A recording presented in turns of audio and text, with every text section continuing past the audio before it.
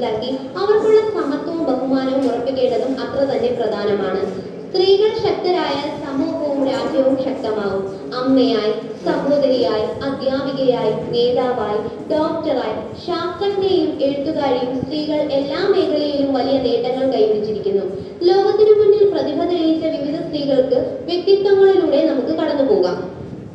ഇന്ത്യയുടെ ആദ്യത്തെ വനിതാ രാഷ്ട്രപതിയും സ്ത്രീകൾക്ക് വേണ്ടി ശക്തമായി പോരാടിയ നേതാവുമായ പ്രതിഭ പട്ടേലിനെ വേദിയിലേക്ക് സ്വാഗതം ക്ഷണിക്കുന്നു.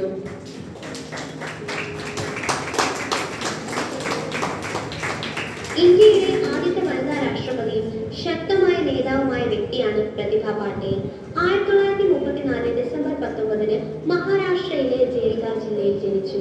ബാല്യകാലം മുതൽ തന്നെ വിദ്യാഭ്യാസത്തിലും സമൂഹ സേവനത്തിലും വലിയ താല്പര്യമുണ്ടായിരുന്നു.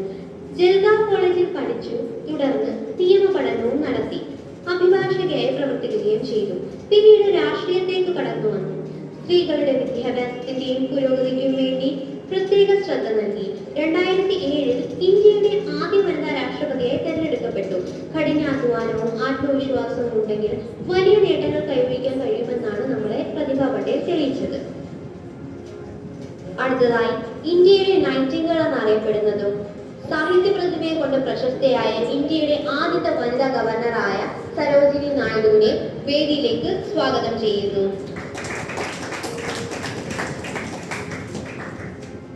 1879 ഫെബ്രുവരി 13 ഹൈദരാബാദിലെ ഒരു ബംഗാളി കുടുംബത്തിലാണ് സരോജിനി നായിഡു ജനിച്ചത്.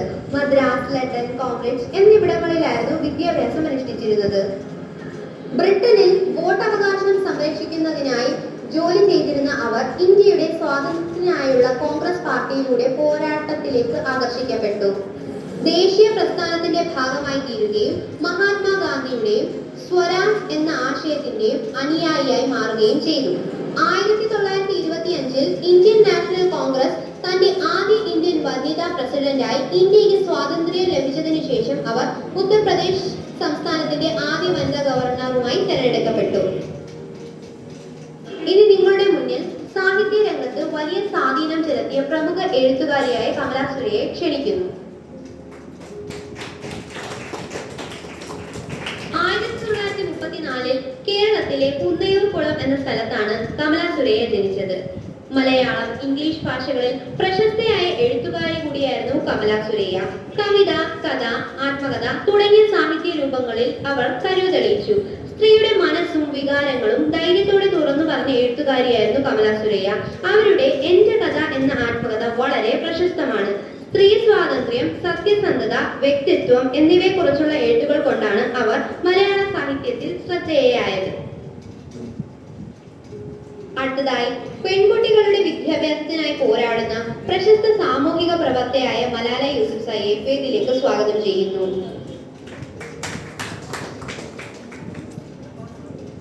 1997 ജൂലൈ 12 താലിബാൻ പാകിസ്ഥാൻ പെൺകുട്ടികൾക്ക് സ്കൂളിൽ പോകാൻ വിലക്കിയപ്പോൾ മലാല അതിനെതിരെ ധൈര്യമായി ശബ്ദമുയർത്തി. 2012 സ്കൂളിൽ നിന്ന് വീട്ടിലേക്ക് മടങ്ങുമ്പോൾ താലിബാൻ ആക്രമണം നേരിട്ടെങ്കിലും അതിനുശേഷം പോലും അവൾ അവളുടെ ലക്ഷ്യങ്ങൾ ഉപേക്ഷിച്ചിട്ടില്ല.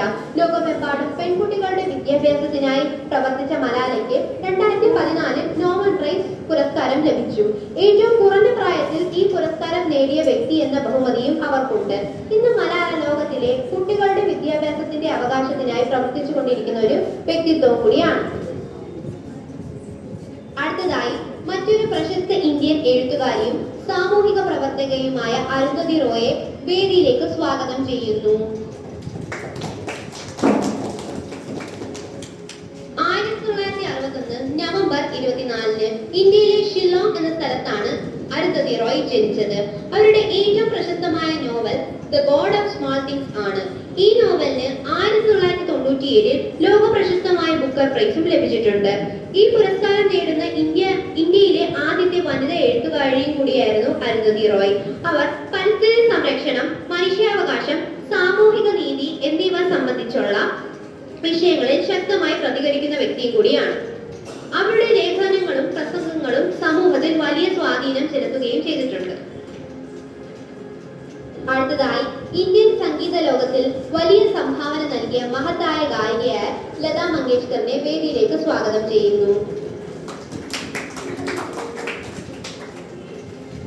ഇന്ത്യയിലെ ഏറ്റവും പ്രശസ്തമായ പിന്നണി ഗായികമാരിൽ ഒരാളാണ് ലതാ മങ്കേഷ്കർ. 1929 സെപ്റ്റംബർ 28 ഇൻഡോർ എന്ന സ്ഥലത്താണ് ലതാ മങ്കേഷ്കർ ജനിച്ചത്. ഹിന്ദി, മലയാളം, തമിഴ്, തെലുങ്ക് ഉൾപ്പെടെ നിരവധി ഭാഷകളിൽ ആയിരക്കണക്കിന് ഗാനങ്ങൾ അവർ ആലപിച്ചിട്ടുണ്ട്. ഇന്ത്യൻ സംഗീത ലോകത്തിന് നൽകിയ മഹത്തായ സംഭാവനകൾക്ക് ഇന്ത്യയുടെ പരമോന്നത പുരസ്കാരമായ ഭാരത് രത്ന അവർക്ക് ലഭിച്ചിട്ടുണ്ട്. സംഗീത ലോകത്തിൽ ഇന്ത്യയുടെ നൈറ്റിംഗേൾ എന്നറിയപ്പെടുന്ന മഹത്തായ ഗായിക കൂടിയാണ് ലതാ മങ്കേഷ്കർ. ഈ ധന്യ മുഹൂർത്തത്തിന് മാറ്റുകൂട്ടുവാനായി ലതാജിയുടെ ശബ്ദത്തിൽ ഇവിടെ ഒരു ഗാനം നമുക്ക് കേൾക്കാം.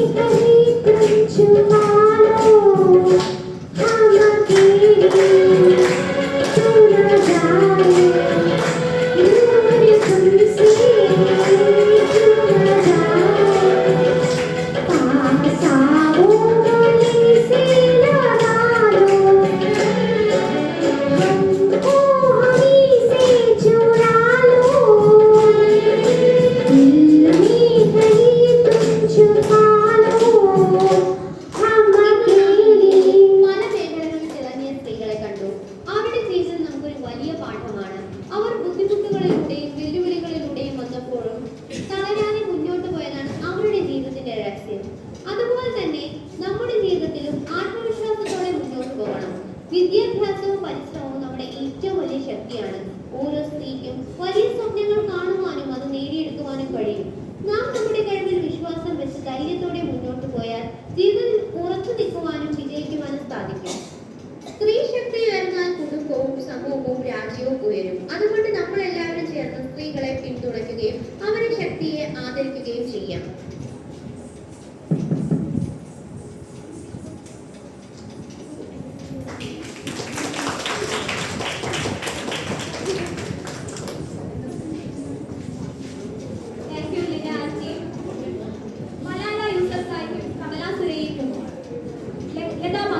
ശേഷം അടുത്തതായി താളവും ചുവടുകളും ചേരുന്ന ഒരു ദൃശ്യവിസ്മയമാണ് വേദിയിൽ അരങ്ങേറാൻ പോകുന്നത്.